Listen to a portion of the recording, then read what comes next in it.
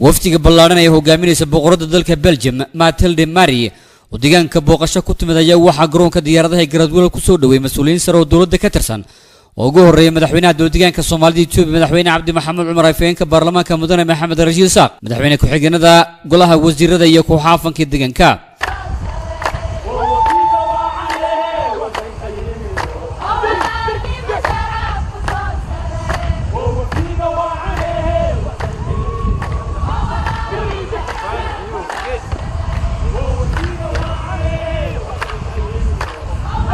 kadib soo dhaweynta heerka sare loo sameeyay boqorada Belgium waxa qolka nasashada ee garoonka kulanna ku wada qaatay madaxweynaha dowladda deegaanka Soomaalida Itoobiya madaxweyne Cabdi Maxamed Cumar iyo boqorada Belgium waxaana goobjoog ka mas'uuliyiinta dowladda iyo mas'uuliyiinta UNICEF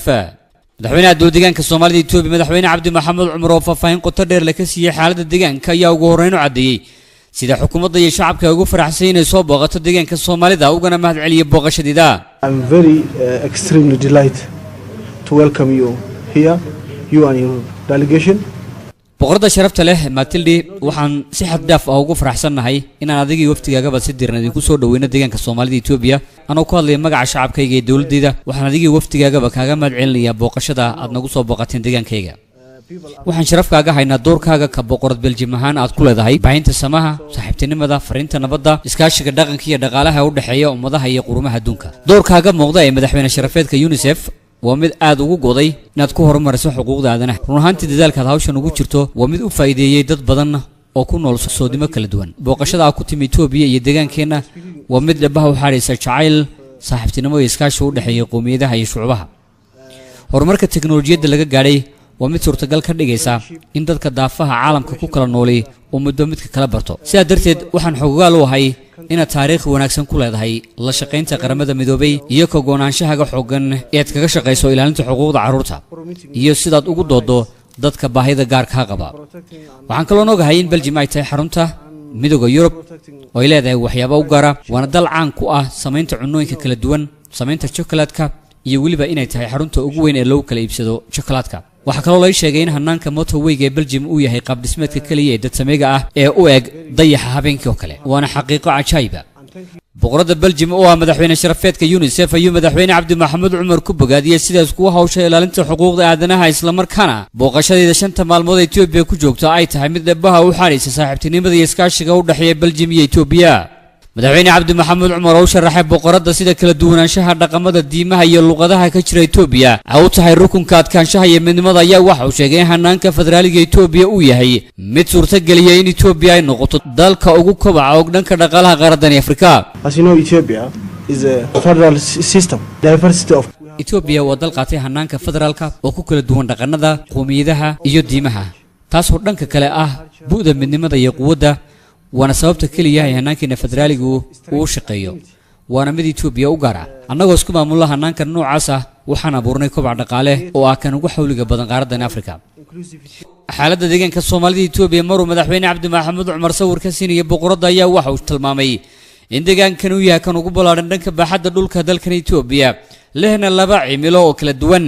so Somali regional state is one of the 9 regional states deegaanka Soomaalida Itoobiya waxa uu ka mid yahay 9 dawlad deegaan ee ku dhisan tahay Jamhuuriyadda Dimuqraadiga Federaalka Itoobiya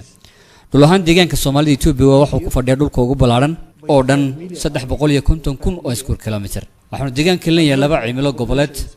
waana dayrta oo 7 gobol ay helaan roobka sanadkii u dhaxeeya 150 mm ilaa iyo 250 mm labada gobol ay kalena waxay helaan karanta oo sanadkii celcelis ahaan ah 660 mm 5.5 milyan oo qof ayaa deegaanka ku nool oo celcelis ahaan 6.6 ay ku nool yihiin guryaha tirada ugu badan dadkeena waa xoolo dhaqato iyo xoolo dhaqato beeraley sidaa darteed dhaqaaleenu waxa uu ku xidhan yahay xoolaha nool balse dadaal xoogan ayaan ugu jirnay inaan bulshadeena ku xidhno ganacsiga iyo wax soo saarka midhaha tayaysan ee ku baxa waraabka oo ah kuwa suuqa looga baahan yahay waxaana taa aad nooga caawisaa dawladdeena federaalka madaxweyne Cabdi Maxamed Cumar waxa uu hay'adda UNICEF ku amaanay sida xidhiidhka wanaagsan ee ula shacabka deegaanka iyadoo horumarka deegaanka qayb weyn ka qaadanaysay 20kii sano la soo dhaafay UNICEF by the way halka ugu dambaysa UNICEF oo ah wakaalad ka tirsan qaramada midoobay waxay shacabkeena la leedahay xiriir wanaagsan waxayna kaalin weyn ka ciyaartaa taageerada horumarkeena iyadoo toos uga qayb qaadata badbaadinta nolosha xilliyada xaaladaha degdegga gaar ahaan UNICEF waxay door muhiim ah ka ciyaartay sektarada biyaha caafimaadka iyo waxbarashada doorka UNICEF ay ku leedahay sektaradan waa mid door oo la taaban karo ka qaatay 20kii sano ee lasoo dhaafay nolosha malaayiin qof waan ka mahadnaqaynaa waxa UNICEF u tartay dadkeena waxaan codsanaynaa in ay sii wado taageerada sanooyinka soo socda madaxweyne cabdi maxamed cumar maruu ka hadlayay dhanka xuquuqda carruurta iyo haweenka ee deegaanka waxa uu sheegay in xukuumaddu ay qaatay go'aan cad oo haweenka deegaanka looga qayb gelinayo siyaasadda iyo dhaqaalaha iyadoo jagada madaxweyne ku-xigeenka ay hayaan haween I want to welcome you again Somali Regional State boqorada sharafta leh waxaan mar labaad adiga waftigaaga ku soo dhaweynaa deegaanka Soomaalida dadkan faraha badan leh aad arkayso waxay luqadeena ku leeyihiin boqoradii sharafta lahayd ee soo dhawow waanu ku faraxsanahay in halkan kugu soo dhaweyno dhankeeda boqorada dalka Belgium Mathilde Mari ayaa bogaadisay sida diiran ee lagu soo dhaweeyay Jigjiga waxayna la dhacday sida madaxweyne Cabdi Maxamed Cumar ugu faafayay xaaladda deegaanka sidoo kalena waxay sheegtay in UNICEF si wadayso taageerada deegaanka ay ka soo dhanka waxbarashada biyaha iyo caafimaadka Thank you for your warm welcome. It's true that we want to defend the rights of the child everywhere where we go. okay. And I think that you do a lot also. sida diiran ayaad noo soo dhaweyseen waad ku mahadsantihiin waa waajibina saaran inaan ilaalino xuquuqda carruurta meel kastoon joogno waxaan filaynaa inaad dadaal xoogan ugu jirtaan la dagaalanka caadooyinka xunxun gaar ahaan gudniinka fircooniga taasoo dhibaato hor leh ku ah nolosha gabdhaha yaryar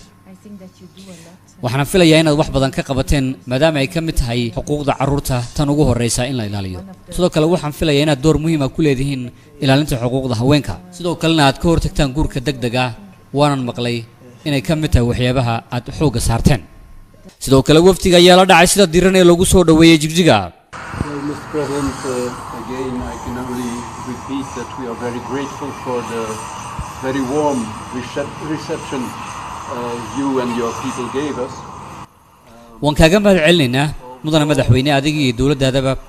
sida quruxda badan ee diran ee aad noo soo dhaweyseen laba jeer hore ayaan Ethiopia imid waa markii ugu horeysay aan imaado deegaanka Soomaalida gaar ahaan Jigjiga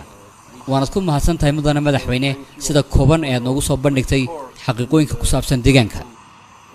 waxayna booqdeen museum ku yaala garoonka oo la dhigay agab dhaqameedka deegaanka oo faahfaahin laga siinayay sida loo isticmaalo iyadoo ugu dambeyn madaxweyne Cabdi Maxamed Cumar oo boqorada guddoonsiiyay qaybo ka mid ah agabkaasi